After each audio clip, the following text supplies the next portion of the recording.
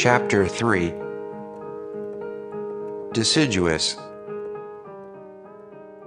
Wednesday, May 27th. Pressing his lips to mine, Cade slowly moved on top of me. I ran my fingers through his short blonde hair, held his face in my hands and looked into his hazel eyes. I never thought I'd be in this moment, to be honest. I slid my fingertips along his jaw and felt his hands over and under my shirt on my chest. My skin came alive with every touch and kiss he placed on me. "I'm happy you answered my text and decided to come over." He smiled. Having a slight idea that this was going to happen, I forgot that I had given Cade my number. When he asked to hang out, I quickly brushed my teeth, put on deodorant and hurried out of the motel and down to New Salem. Making out on his bed after watching a movie and playing Xbox, I wasn't sure of what I was doing, if I even wanted to do this. But after Jason had left things the way they were, I realized that didn't have to be my only experience, that there were other opportunities to get it right. And if I was going to try, Cade would be the perfect guy to take things slow with. "Don't get too excited," I said, feeling his cock through his jeans running against mine. "This is only a make-out experiment, nothing more, for now." "I can live with that," he said, moving his lips from mine and down to my neck. "Oh hey, there's an after-graduation party coming up in a few days. You should come. It's at my friend Elliot's house. Should be fun, beer and music." Pulling his shirt up over his head, I put my hands to his warm chest. "This is the most partying I've ever done. You're a bad influence." "Bad, good," he smirked. "Just as long as I'm in your life, what could go wrong?" "Cade," I said, pushing his lips away from my neck slightly, "I don't want to kill the mood, but I'm not looking for a fuck buddy. If I were to find a guy and be in a relationship with that guy, then maybe I would consider doing more, but I think us kissing is all this is ever going to be. I'm going to be moving away here shortly and you have to take care of your dad and uncle." "I know," he replied, moving off me and lying at my side. "But for what it is, right now, I think I'm okay with that too. I do like you, Forrest. We'll have to wait and see how this all works out." After Kaidi's house, I picked up Jen. While making small talk with her, I got a text from Sam Garrow, the man I'd asked Mr. Close to give my number to, saying he was free around 5:30 and wondered if I had time to stop by. Vanessa took Jen out for dinner and I quickly changed shirts and headed out to his house just east of town. 5:25 p.m. Sam Garrow, a medicine man, was the last healer of his fading tribe. Living just east of town, I knew my mom knew him and wondered if she had ever confided in him. Going in blind, I didn't know the kinds of questions I'd ask. I wanted to be as vague as possible while leaving all the possibilities open. Pulling back the creaking sun-baked screen door, I knocked, then waited several moments before I tried again. I looked at my phone and jumped off the 3-step crumbling concrete slab that led up to the door. Walking around the house, I shielded my eyes from the sun, noticing an older white-haired man chopping wood. I held out my hand as I caught his eyes. "Mr. Garrow." Shaking my hand, he nodded at me. "You must be Forrest. Come on, let's go inside." Wiping his face on a rag, he sat down just across from me. The house, a small one-story, 2-bedroom home, had white chip-tiled flooring that I'm guessing had seen better days. It ran all throughout the rooms.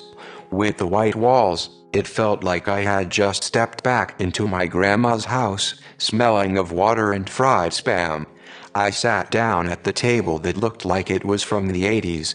"I wanted to talk to you about something," I said, lowering my eyes. The brick wall in my chest seamlessly towered over me, a giant swell, a perfect wave ready to drown me in anxiety. It kept me from revealing my vulnerabilities and stopped me from opening up to people I hardly knew. "What kind of things?" he asked, sitting up a little straighter. I'm really good at guessing things or predicting things. I don't mean I just get lucky. I mean as soon as something random pops into my head, there's almost 100% chance something related to that thought is going to show up within the next few minutes. But now, I paused for a moment. It's gotten even worse.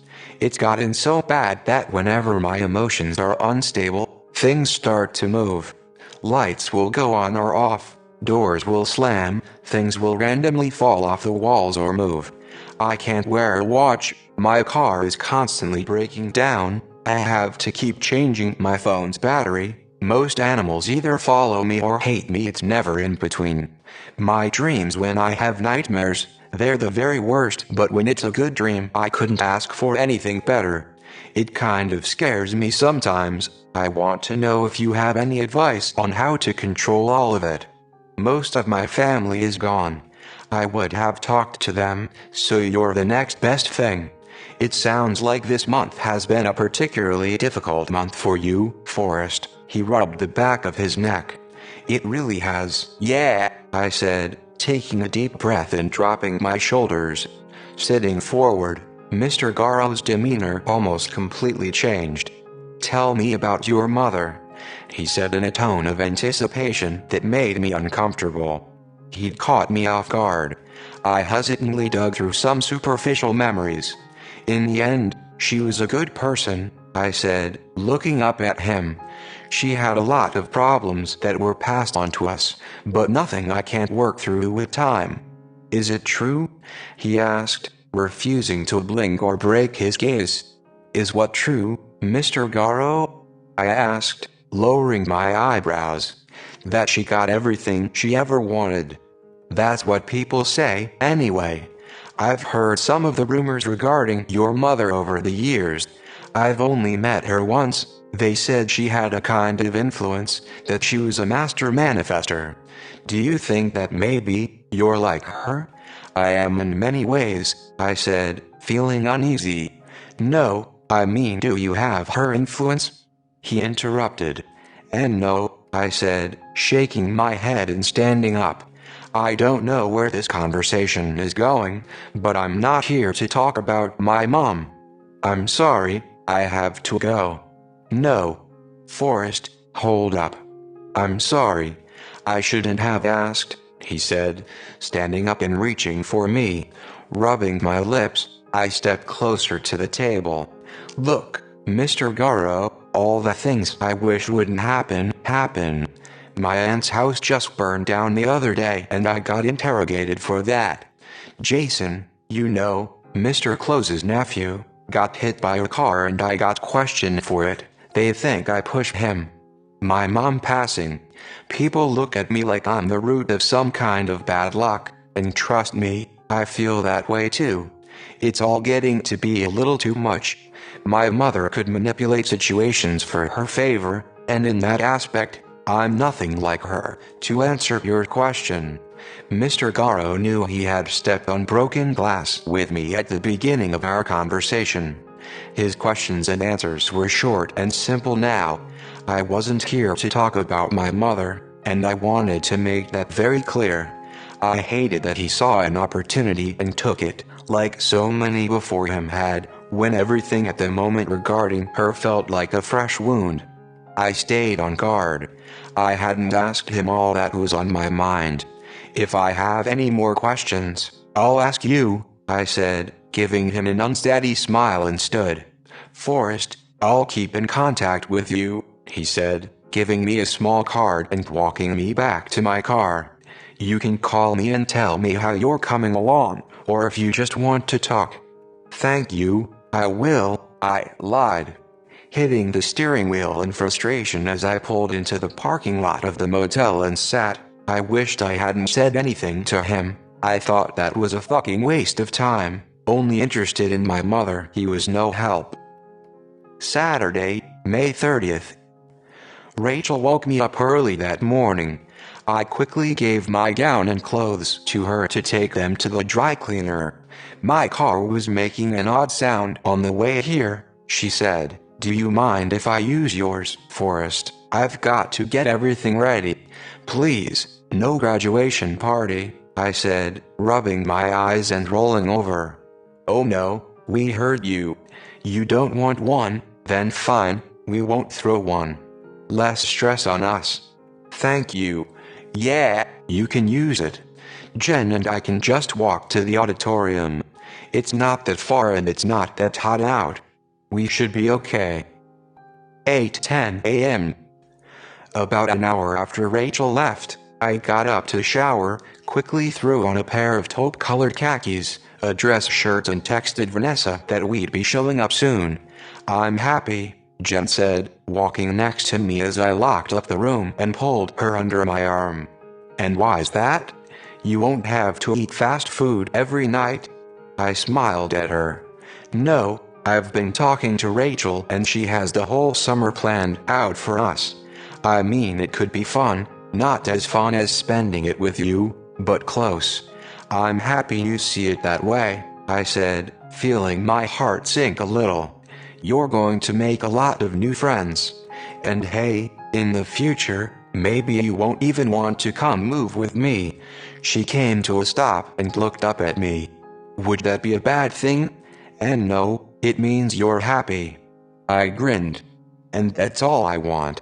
Just a block from a college. Jen to my right. I stopped dead in my tracks as we rounded our last corner. Pushing Jen back out of sight, panic flooded my chest. Fuck, I whispered. What, Forrest? She asked, confused. What's the matter? I'm going to have to deal with something. I need you to stay down and keep quiet. I pushed her behind a dumpster, so she was out of sight. I had caught a glimpse of Aaron, Matt and Brandon walking this way and knew they had seen me, but not Jen. Taking a deep breath, I locked my jaw, tightened my fists and walked in their direction, scared that if I tried to run with Jen in the other direction, they would chase after us.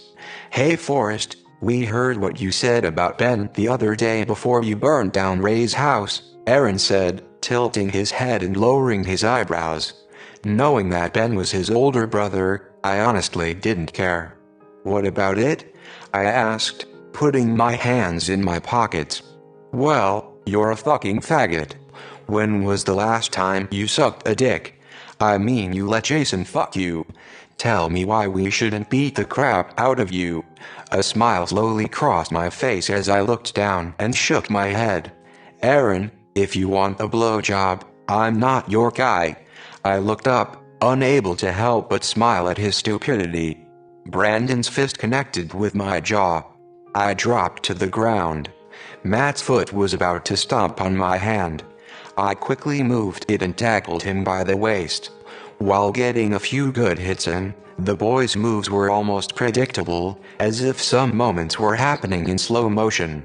With a bloody nose, some cuts and some bruises, I held my arm as I made my way over to Jen sitting with her hands over her ears.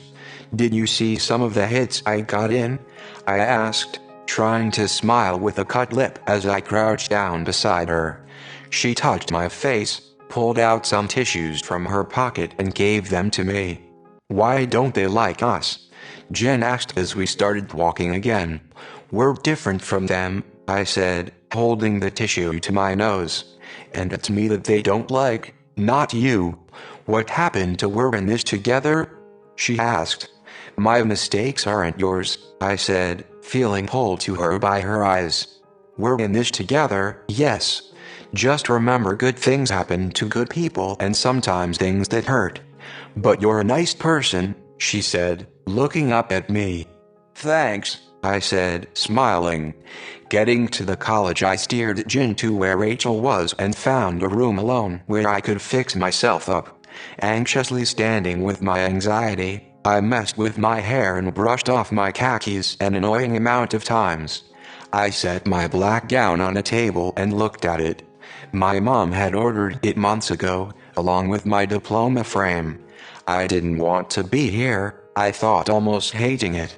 Everything about this graduation felt like the end, the start of something even more difficult, a kind of change I couldn't control. Sitting here alone, my seclusion kept my emotions in a constant flux of stress.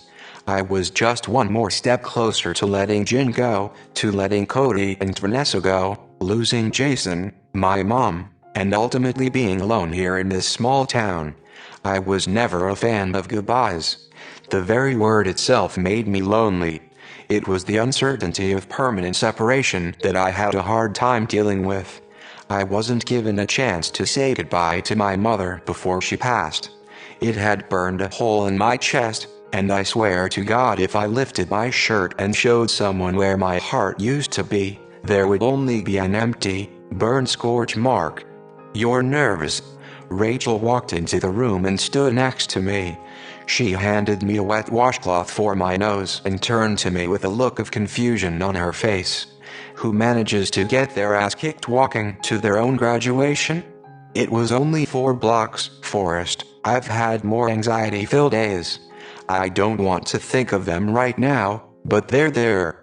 Worst thing is I trip and fall on my face or get punched again, I said, smiling over at her. Oh God, don't say that. A look of fear crossed her face. You're making me nervous now. I was pretty calm a minute ago. I smiled over at her. I've seen you play basketball, Forrest. Remember when you tripped over the ball last winter and you ran into the door? You tried to play it off like you were stretching. Blushing hard, I looked down at my hands. I didn't think anyone saw that. Great. Yeah, I wish I hadn't. Please don't make me relive anything like that again, Rachel said, leaning into me and wrapping her arms around me. Think of us. We need to work on your pep talks, I said, pulling away from her. I walked over to Vanessa, who had just walked in. You look like shit, she said, looking around the room. Fuck them. They're just jealous that you didn't drop out like them. And it's kind of true that Ray doesn't have the best taste in men. Yeah, don't ask Rachel for a pep talk, I answered, throwing my right arm around her shoulder. Finding Cody only a second later, Vanessa went up to him and hugged his mom and dad. Feeling a lump in my throat, I quickly wiped my eyes as Cody and Vanessa stood there talking. Cody, I had met in grade school, and Vanessa, who moved here with her uncle when we were in 6th grade, was my lab partner. We spent half of our high school years together. We went on to become best friends, her honesty and sense of humor connecting us through the years. I realized later on in our junior year of college that we probably wouldn't be going to the same states. I had to slowly start imagining them leaving, how I'd deal with it, all just to make the separation a little easier. Cody, on the other hand, decided to wait a year before he would go to the University of Utah to work on his master's. He had found a roommate and a job in Salt Lake. I didn't blame him for wanting to move out of state as soon as graduation was over. They had stuck next to me throughout the years, and it was bittersweet to see us go our own ways after so long. Mr. Holloway's voice broke my thoughts. I quickly pulled on my gown and cap, hugged Jen and lined up in alphabetical order. Here. Let me fix your tassel, Vanessa said, quickly combing it with her fingers. Now Forrest, remember, don't fall. Shaking my head, I questioned where everyone was getting this. Rachel told me, she said, raising her eyebrows and making her way to the middle of the line. I shouldn't be worried about this, I thought as the line slowly started to move. I clenched my fists, reminding myself to breathe with every step or more every other step. I made it to my seat and finally exhaled. It's not over yet, Forrest, Jenna whispered over at me. At least your last name's easy to spell. They've been getting mine wrong ever since pre-K.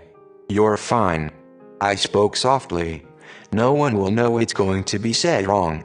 Yeah, except all 30 of us, and Mr. Holloway is reading off the names. It's been 4 years and he has still never said it right. Asterisk. Glancing over at John and Rachel, who sat just to the left of me up in the bleachers, I gave them a soft smile. Blinking away the haze from my vision, a flash before my eyes brought me back to the 24th. keeping my head down as they brought her casket into the church. Hands shaking, heart breaking, wide-eyed, I made my way over to her. She looked different. In a way, I hadn't seen her in a long time. With makeup on, I half didn't recognize her as I softly touched her skin. Hearing her voice echo in my ears, I played over and over the voicemail she had left only a few days before she passed. 8:55 a.m. Forrest, stand up. Jenna hissed, nudging me. Forrest, good God, go up there. Shit, I whispered. Shooting up, I took a deep breath and casually made my way up to the stage. Handing me my diploma, Mr. Holloway patted me on the back as I went to shake the hand of the president of the college. Congratulations, Forrest Clemens. Thank you, I said, giving him a smile. 9:34 a.m. Rachel and Jen found me after the ceremony. Looking at me with one eyebrow raised, Rachel smiled. What was that about? I spaced out. I shrugged. I'm happy you didn't get sick, Jen said, walking up to me and giving me a hug. Putting my arm around her, I grinned. It was one time and it was in 10th grade. See, you don't have a great track record. We don't just make this stuff up, Forrest, Rachel said, joining our hug. You should have seen him give his speech in 8th grade, Cody said, walking up behind us. I'm going to miss you guys. Seeing his eyes get red, I could feel my chest tighten. You know what they say, most high school friends don't talk after college. Cody smiled. We're different, Vanessa said through her tears. I really will miss you guys, I said, pulling them into a hug. You'll get out of this town soon enough, she said, holding my hand. Let me know everything that happens. Rolling my eyes, I looked at her. You mean from my non-existent social life? I love you, Forrest, she smiled over at me. Love you too. At least we have one more party before we all head our own ways, Vanessa said, unzipping her gown.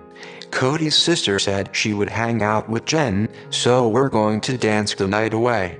I've never been to a party at Elliott's. Should be fun. 8:03 p.m. After having our last dinner with Cody and his family, Vanessa and I said our painful, long goodbyes and sat in my car, both silent after everyone had left that night. I know I said I'd go to Elliot's house party with you, but my emotions are draining me, Forrest. I'm sorry. No, I understand, I said, quietly looking over at her. I just wanted to stop by and say hi.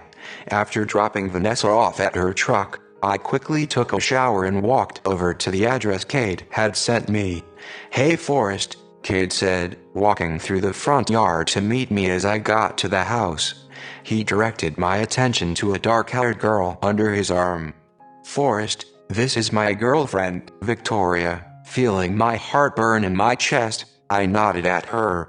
Hi. Will you excuse me? I'm not feeling too well. Of course, Victoria said with a look of concern on her face that annoyed me. There's a bathroom inside on the first floor.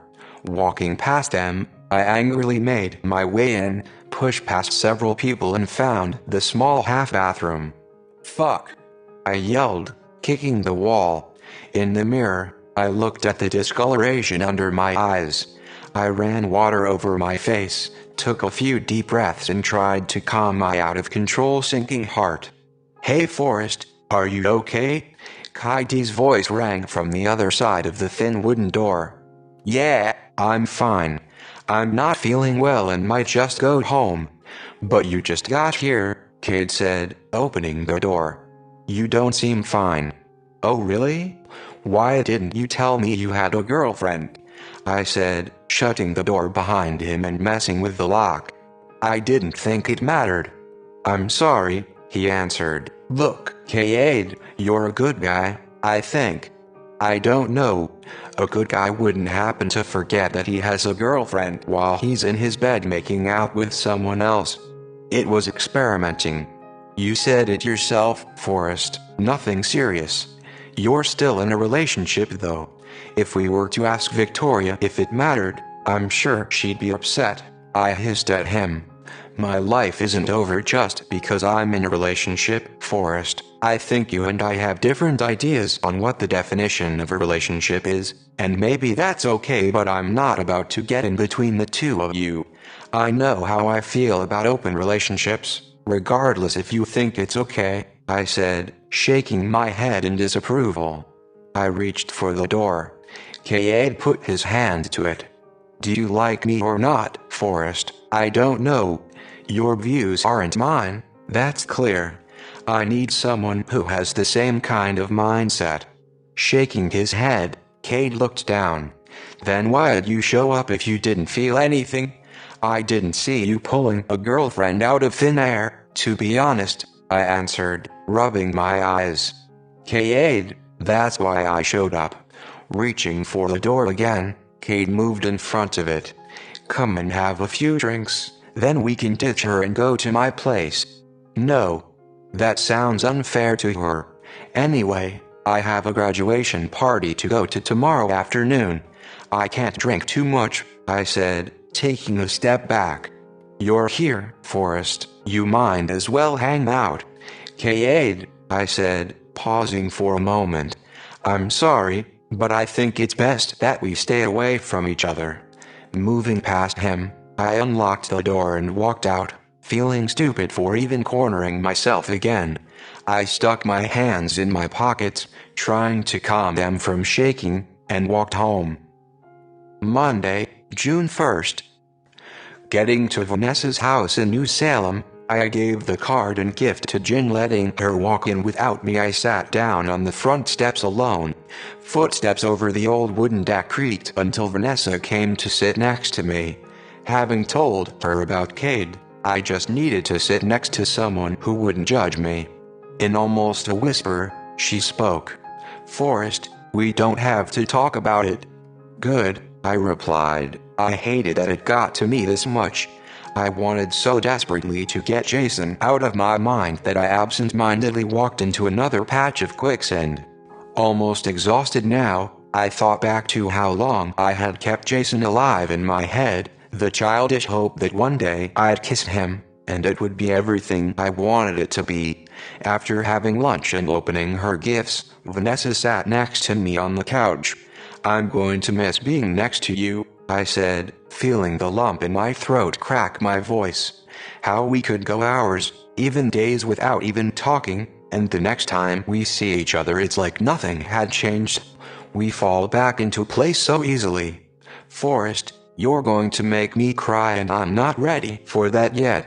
Slowly letting my hands fall apart, I let my eyes fall to the ground. With nothing else to say between us but goodbye, I gave her a soft smile and rested my head on her right shoulder. 6:56 p.m. After getting back to the motel, I helped Rachel pack Jen's things. Dreading this moment, the very worst of all, I intentionally walked slow, hoping that we had forgotten something that would give us just a few more moments. You're the lucky one, I said, daring not to blink my sore red eyes as I met Jen just around the back of the car. How so? You get to leave this lonely town. I cried. Forrest, I was never lonely next to you. She smiled the best she could, looking at my empty hands. I said only the words that were needed. I'm sorry I have nothing left to give you. She wrapped her arms around me and burrowed her face into my chest. A hug would be nice. She sniffed. That should be everything, I said, putting the last of Jen's boxes in the car. Crouching down next to her, I could feel the void in my chest start to consume me. You're going to have the time of your life, I said, unable to smile. Rachel's a good person. She loves you. Here, I have something for you. I took out the broken Superman action figure and placed it in her hands. I gave this to Mom when Dad left. She gave it back to me, now I'm giving it to you. But then you won't have one. She rubbed her right eye. That's okay. I'll go find my own. I shrugged, wrapping my arms around her one last time. I'm going to miss you. My voice fell, broken. 7:10 p.m. Finally, able to sit down in the now lonely motel room that evening, I took a breath and let my shoulders drop with my head. I had kept my mind so busy, so occupied today so that the bitter reality of being alone couldn't catch up to me. But the more I looked around the room, the emptier it got. Almost physically heavy now, it sank into my chest, crawled up my neck and blinked out of my eyes as tears. With my hoodie on, I curled up on the tightly made bed and wrapped my arms around one of the pillows. As I drifted in and out of sleep that night, the TV's white noise was almost coming. Hearing the brief name Aaron Nixon, I quickly sat up and rubbed my eyes. Looking at the mangled remains of an old white Buick on the TV, I moved to the edge of the bed, my heart now racing. Just outside of town a few miles to the east, the car had driven off the road and into a ditch, killing 3. No, no, no. I panicked, standing up as the reporter read off the names Aaron Nixon, Matt Torres and Brandon Lawrence. Feeling my blood run cold, I quickly turned off the TV and sat on the edge of the bed lost in thought, my face only lit up by the dim bathroom light. Only a few people knew we had gotten into a fight the other day, so I was unsure if anyone would try and connect me to what had just happened. Tuesday, June 2nd. I got a text from Mr. Garrow that morning, asking if I could meet him before work. I anxiously said it would be no problem. I sluggishly got ready. I hopped out of the shower, dried off my body and pulled on my boxers. I found whatever jeans were clean, buttoned them and fell back onto the bed. I knew I was about to be interrogated by Mr. Garrow and probably not by him alone. I reluctantly pulled on a gray shirt and put a dark blue plaid over it. 2:20 p.m. Have a seat, Forrest, Mr. Garrow said as I walked into his house. I sat down with 3 other men around the table. The silence, sharp, could cut glass. Would you like something to drink, Forrest? No, I'm good. I shook my head. Mr. Garrow, what's this about? We're sorry to hear about your mother, the man closest to my right said. Not saying anything right away, I silently shook my head. I'm sorry, do I know you? No, but we knew her, he said, resting his hands on the table. She was a good person. I looked up with a jolt, then lowered my eyes. Mr. Garrow knows this. With all the respect I have left, I'm not about to talk about her. When she was about your age, we had this same talk with her, one of the men said, clearing his throat. What talk? Hold up, Mr. Garrow. I flashed an angered look at him. You told them about our conversation. You know what, I figured you would. Whatever you and Mr. Garrow talked about last time, we assure you, we don't know what it is. Forrest, this is about something else, Mr. Garrow said, looking over at me. Forrest, we've been keeping close tabs on your family for some time. We noticed some unusual activity from your mother, and now it's coming from you, and it's gotten the state council's attention. Are there some things you'd like to talk about? The man closest to me asked again, shaking my head. No, I didn't open my mouth. Forrest, your instability and emotional state is frightening, Mr. Garrow said hesitantly. What is that supposed to mean?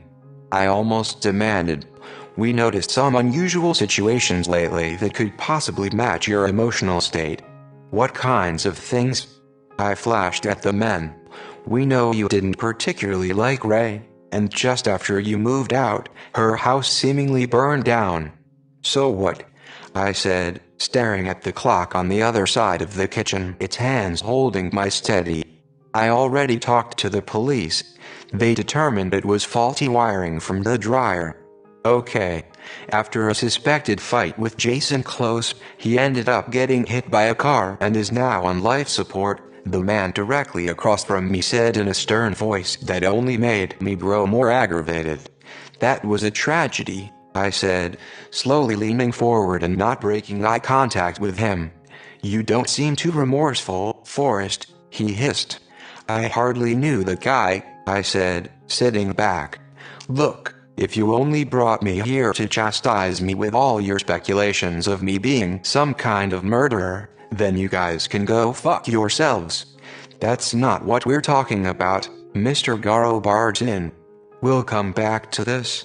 As you heard last night, Aaron, Matt and Brandon died in a car accident just east of town not too far from here. This is crazy if you think I had anything to do with that," I said, pushing my chair back and standing up. "Forrest, with some of the things that have happened, it's frightening. We're not trying to convict you, because we know that it's somewhat speculation that we don't know the full situations. That's what we're saying. We just need you to work through some things. We need you to be emotionally stable. We need you to control your thoughts, how you think of people. We're not here to hurt you or blame you. We just want answers so that we can help you." Forcing my chair in, I tried to steady my hands at my sides. "Thank you for this, for your concerns, but I'm fine." 3:34 p.m. In my car, I quickly buckled up, anger still fueling me. I clenched the steering wheel tight and raced down the gravel driveway. KH sent a text, "Hey, can we talk?" After having a late lunch, I sat in the motel room alone. Glancing at my phone, I turned off the TV and decided to meet Kay just a few blocks away. I ran water over my face and fixed my short dark brown hair in the mirror. I locked the door behind me and headed down the block. Slowly walking up to Cade, I gently touched just above his right eyebrow, which had been sewn back up. "I broke up with Victoria," he said, not meeting my eyes. "Her brothers jumped me. I'm sorry. If you were happy with her, then I shouldn't have gotten in your way." "I'm not gay," Cade said, a look of anger flashing across his face brighter than lightning. "But all I want to do is kiss you." "Cade, school is done," I said, taking a step forward. "We can go far away from here. We can pick up all these flowers and go. Just you and I. We could get a small house somewhere. Anyway, Cade, times are different now, people are different. Not in this town," he spat. "Forget this place." I half yelled. "You stay here, and you'll die lonely here in this lonely town. For this town that hasn't given you anything. What would you know?" Cade yelled, shoving me back hard.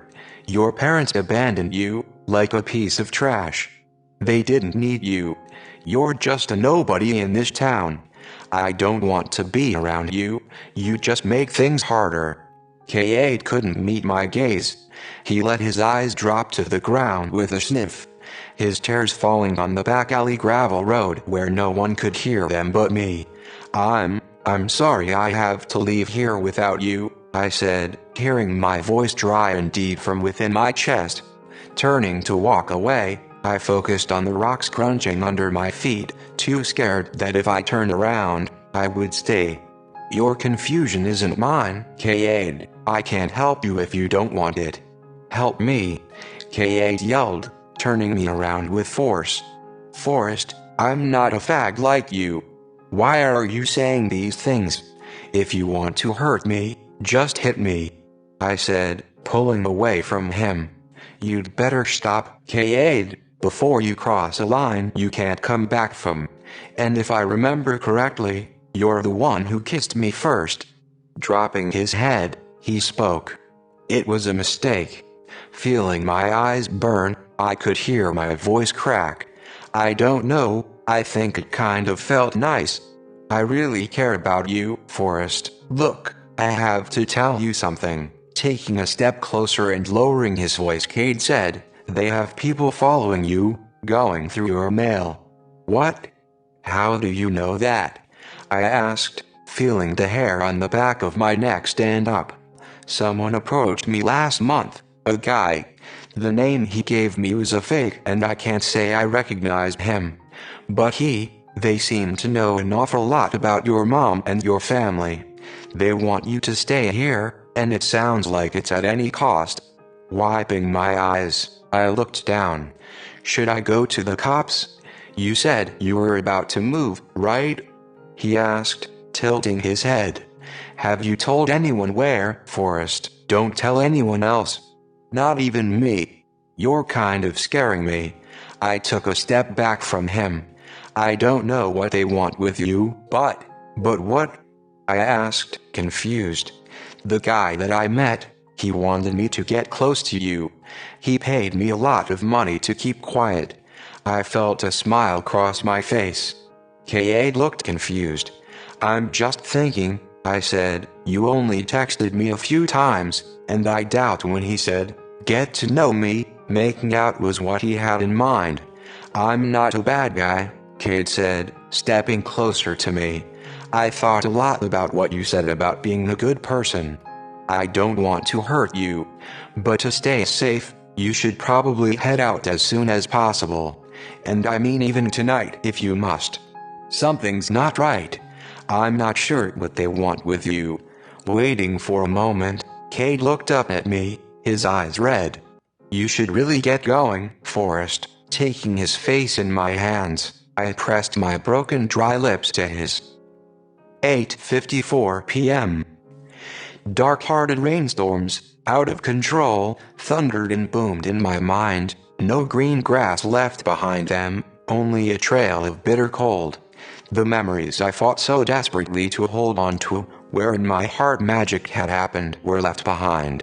None of this made any sense, but in an odd way it did. Mr. Holloway had made me a deal that was almost too good to be true. Ms. Emerson, knowing I had gotten rejected from Kansas State, and the way Mr. Garrow wanted to know everything there was to know about my mother. Just broken fragments of the whole picture. Did they think I could manifest like her? Could I? I frantically packed my bags. I took only what I could. This forced change had always been in the back of my head. I almost felt stupid thinking I could control it and let it all happen on my time. Accepting the fact that all the trees around me had changed, I took one last look around, pulled on my gray hoodie, put in my headphones and got on the road as the sun slipped behind the horizon just ahead of me. A soft rain rolling over the windows,